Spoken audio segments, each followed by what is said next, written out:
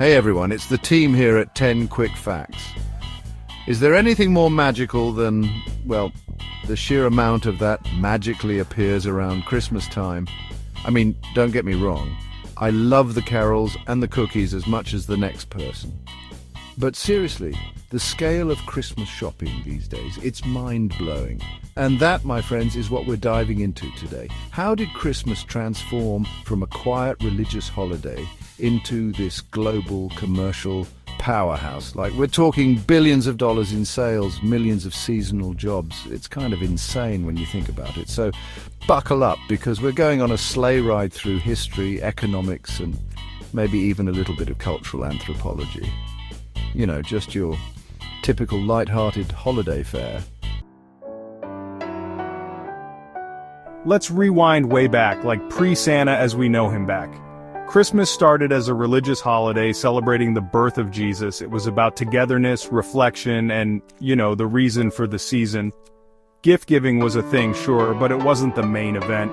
Think more along the lines of small, meaningful tokens, not the latest gaming console. So, how did we get from there to, the whole Black Friday frenzy, the pressure to find the perfect gift, the feeling that your holiday spirit is directly proportional to the size of your credit card bill? Well, it's a long and winding story, my friends, and it all starts with a little something called commercialization. Enter stage left department stores. These retail giants, with their fancy window displays and promises of the latest and greatest products, played a huge role in shaping Christmas as we know it. Think about it. The iconic Macy's Thanksgiving Day Parade, total Christmas marketing genius. They created this whole atmosphere of excitement and wonder around Christmas shopping. Suddenly, it wasn't just about buying necessities, it was about experiencing the magic of the season, indulging in a little luxury, and of course, spending those hard-earned dollars. Next up, let's talk about Christmas cards. Seems innocent enough, right? Just a nice way to stay in touch and spread some holiday cheer.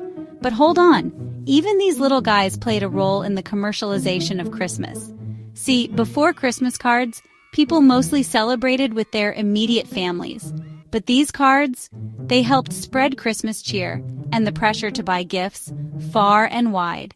Suddenly, you needed gifts not just for your family, but for your second cousins and your favorite school teacher and, well, you get the picture. Chapter 4, Coca-Cola and the Santa Claus Makeover. Okay, time for a pop quiz. What color is Santa's suit? Red, right? But did you know that before Coca-Cola got involved, Santa's outfit was kind of all over the place? Yep, he was rocking everything from bishop robes to fur-trimmed coats. But then, in the 1930s, Coca-Cola decided to use Santa in their advertising.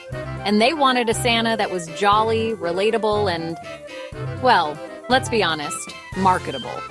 So they gave him a makeover, complete with a bright red suit, perfectly matching their brand colors, of course. Chapter 5, Jingle All the Way to the Bank, the rise of Christmas advertising. With Santa's new look solidified, companies realized that Christmas was a gold mine just waiting to be tapped. And thus began the era of Christmas advertising campaigns.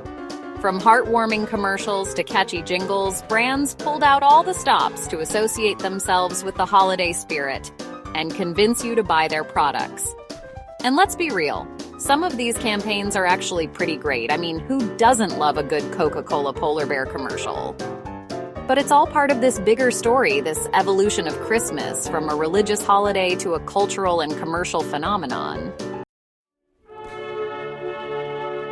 Chapter 6, From Silver Screens to Shopping Sprees, the Influence of Christmas Movies. Speaking of Christmas spirit, let's talk about Christmas movies. You know, those heartwarming classics that we watch year after year? They're not just entertainment, my friends. They're also subtly shaping our expectations for Christmas, from the perfect decorations to the perfect gifts. Think about it. When you watch those idyllic family gatherings in It's a Wonderful Life, or the over-the-top gift-giving in Home Alone, it's hard not to feel a little bit of pressure to recreate that same magic in your own life. Okay, let's talk about the heart of Christmas consumerism, gift giving. Remember those simple gifts I mentioned earlier? Yeah, those days are long gone. We've gone from oranges and stockings to iPhones under the tree. But it's not just about the cost. It's about the sheer volume of gifts.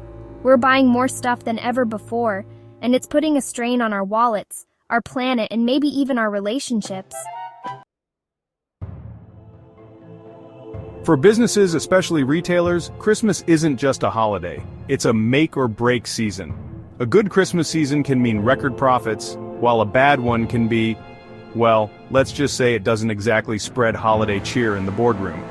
This pressure to capitalize on the holiday season is what drives those crazy Black Friday sales, those endless email promotions, and that general feeling that we're constantly being bombarded with messages to buy, buy, buy. Speaking of Black Friday, can we talk about how this post-Thanksgiving shopping frenzy has become a holiday tradition in itself? I mean, people camp out in front of stores for days, just for the chance to score a deal on a flat-screen TV. And then there's Cyber Monday, its online counterpart, where we all pretend to be productive while secretly scouring the internet for deals. These shopping events have become so ingrained in our culture that it's hard to imagine the holiday season without them. And finally, let's not forget that Christmas's commercial reach extends far beyond those borders. From the bustling Christmas markets of Europe to the elaborate light displays in Asia, Christmas has become a truly global phenomenon. And while different cultures celebrate in their own unique ways, one thing remains constant: the spirit of consumerism. It seems that no matter where you go in the world, Christmas is a time for giving and spending. So there you have it, folks. The commercialization of Christmas, a story of department stores, Santa makeovers, and a whole lot of shopping. It's easy to be cynical about it all, to see it as nothing more than a capitalist cash grab, but maybe, just maybe, there's a bit more to it than that. Maybe it's also about the joy of giving, the excitement of finding the perfect gift, and the shared cultural experience of celebrating a holiday that, for better or worse, has become synonymous with generosity and good cheer. Whatever your take, one thing's for sure: Christmas is a powerful force. One that shapes not just our shopping habits, but also our culture, our traditions, and maybe even our hearts. Thanks for watching. If you enjoyed this deep dive into the commercialization of Christmas, don't forget to like, subscribe, and share. Happy holidays!